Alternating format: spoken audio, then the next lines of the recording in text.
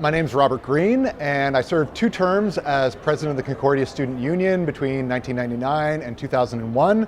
Prior to that, I was a vice president in administration. As well, I was involved in QPIRG here. I was on the board of directors for a little while, and also served as the national executive representative for the province of Quebec with the Canadian Federation of Students. Please recount the history of Concordia's involvement with multinational food corporations.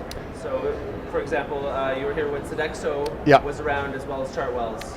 Yeah, so once I initially got elected in 1999, we were sort of looking at what were the issues on campus that were sort of really grievances for students. And one of the major complaints that we were getting from all of the clubs and associations that were involved with the student union had to do with the Marriott-Sodexo exclusivity agreement. And what that meant for the student groups was that if they wanted to have an event on campus involving food, so for example, the wine and cheese sort of events that so many student groups have, they would have to buy that food from Marriott-Sodexo, which maybe wouldn't be such a problem, except that Marriott-Sodexo was charging just the most ridiculous prices to our student groups. So what that meant was that student groups on campus were having their very small budgets basically being eaten away by this multinational corporation. One other example I'll give you of that is that if a student group wanted to have a speaker in the auditorium in H110, and that speaker wanted to drink water, we were not allowed to provide them with a free pitcher of water. We had to buy it from Marriott-Sodexo for $24, okay? So that was one of the examples that was really, I think, an outrage for many students on campus. And then when we started looking into this issue a little bit more, we started to discover that Marriott-Sodexo, in addition to sort of being a real drain on student groups here on campus, were involved in things in the United States, namely the private prison industry, that we felt really an organization like that had no business in a public university. So we were also very concerned that we were sort of helping an institution that was profiting from, imprisoning human beings, that we were helping them make profits. And our vision of a public institution was very different. We believe that universities are truly public institutions here to serve public interests. So that really became kind of the rallying cry, for our initial strike action, or one of the rallying cries. So there was also a fee that had been brought in that we were fighting against. But the Sodexo issue was one of the huge things that really mobilized students, brought them out first in our referendum, where we got, I think, something like 90% support for our demand to cancel the Marriott exclusivity agreement. And then in a General Assembly, where we managed to get quorum, which hadn't been achieved in many years, in a CSU General Assembly, and then had a massive vote in favor of a strike, the demands of which included canceling the Marriott exclusivity agreement. And out of that strike, we had negotiations with the university administration, and we actually succeeded in convincing them to get rid of the Marriott-Sodexo exclusivity agreement. So this was a small victory here on campus, because it meant that the student groups were now in control of what food they were going to offer, and could basically go and get the best prices that they could. Now, unfortunately, it meant that it was sort of a temporary victory in terms of keeping big multinational corporations out of Concordia, because it didn't result in Marriott-Sodexo leaving, and soon after, another big corporation, Chartwell's, came in, and though they weren't given the same kind of exclusivity agreement, they also controlled much of the food service here on campus. Which is sort of another issue of concern for us, because we believe that the university is fundamentally a public institution, as I mentioned, and that basically the university going out and soliciting money from private institutions or from private corporations ultimately compromises the public mission of universities. So just to give you another example, like if we think about this giant corporation that's involved in private prisons, what if there had been a PhD student here at Concordia that wanted to do some research on the private prison industry? What sort of pressures would that put on the university to fund his research or not? And these kinds of pressures we had been seeing had resulted in actually a researcher just prior to my getting elected here, a researcher at the University of Toronto, what was her name again? Oh, I can't remember her name right now, but she had been pressured by a pharmaceutical company to basically bury the results of her research, which found that a drug that this company Apotex wanted to put out that was a dangerous, she had found that it was dangerous to human health, and the corporation, the pharmaceutical company, basically pressured the university to bury her research, defund her, lock her doors, and basically push her out. So we were seeing at this time, and the Canadian Association of University Teachers had been ringing alarm bells about this.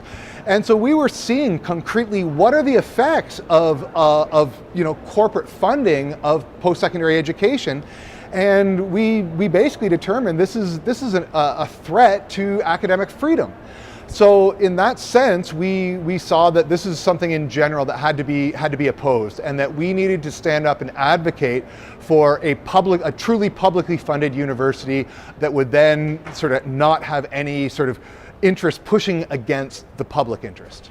So could you recount some of the stories of the activities that you guys did to challenge the exclusivity agreements with the food industry? Absolutely. We basically engaged in a campaign of civil disobedience. We saw that the exclusivity agreement was illegitimate in that it was harming student life on campus. And so we invited all the clubs and associations to come right here on the mezzanine and have what we called the Marriott Cheese-In. Instead of a sit-in, it was a cheese-in. And our slogan was cheese in, Marriott out. And this was just a really fun, positive event.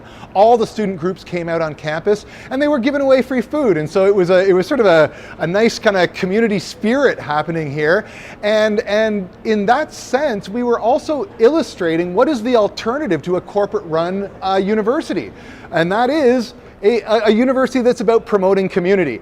And so that's sort of what we saw in that action, a real community action where all the student groups were coming out, offering free food to students as they were coming through, and offering them a leaflet at the same time to say, hey, this isn't just about giving you a little bit of free food, this is about a protest action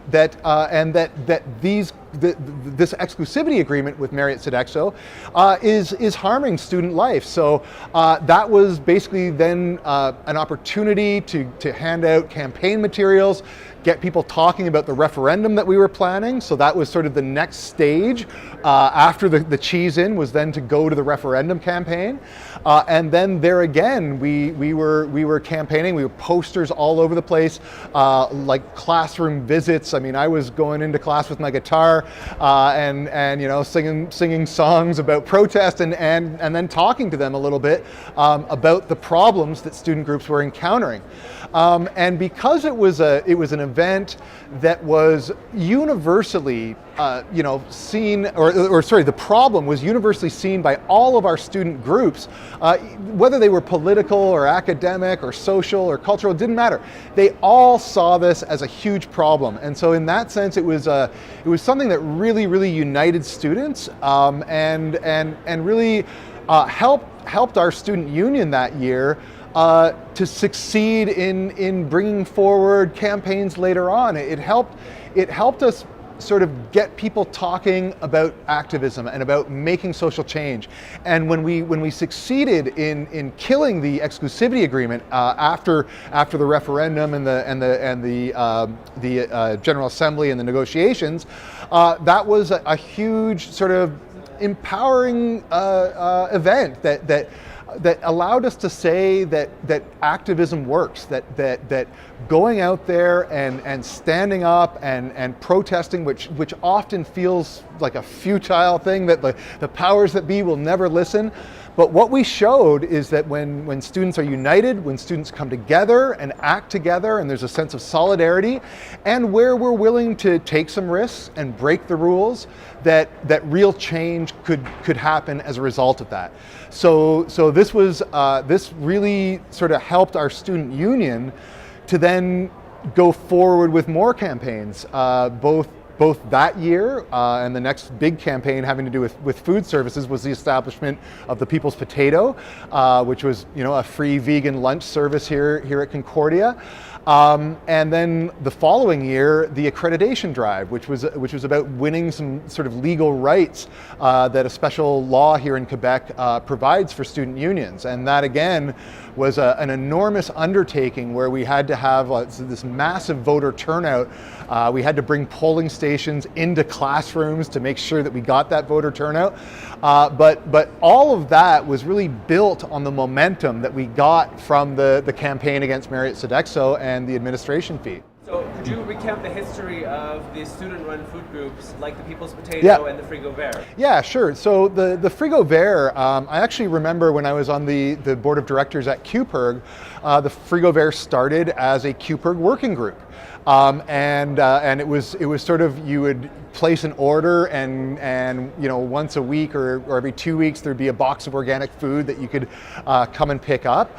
And that was sort of such a successful project that eventually QPIRG, along with the student union and there was others on campus that helped fund it, basically supported the Frigo Vert, establishing a permanent location and a permanent food co-op so that they would have a shop that students could go in and drop in and that wouldn't be sort of gouging them. I mean, this was the late 90s, the sort of health food scene was still fairly new, and generally you needed to have a lot of money to buy organic food.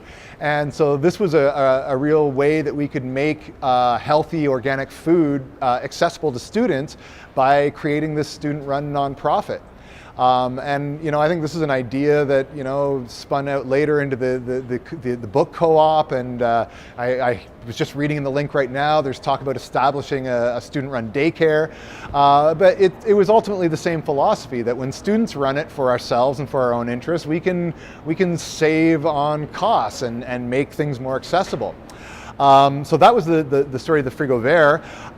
And as for the People's Potato, well, after the campaign against Marriott, we started talking about, well, what are the alternatives to corporate-run food service on campus? And we started talking about, well, wouldn't it be amazing if we, the student union, could use the resources that we have to provide an alternative? And I think we took some of our inspiration from the Black Panther Party and how the kind of social programs like breakfast programs that they established back in the 60s and 70s, and then used those as a place for political organizing. So we saw this as a real opportunity, both to provide an amazing service for students, but also to create a space that was politicized, that we could then use to talk to students about political issues and sort of mobilize, and also as a living testament to what can be achieved when students get together and organize. So, and the People's Potato began as a very shoestring sort of affair. The student union committed a small bit of our budget to sort of get it off the ground.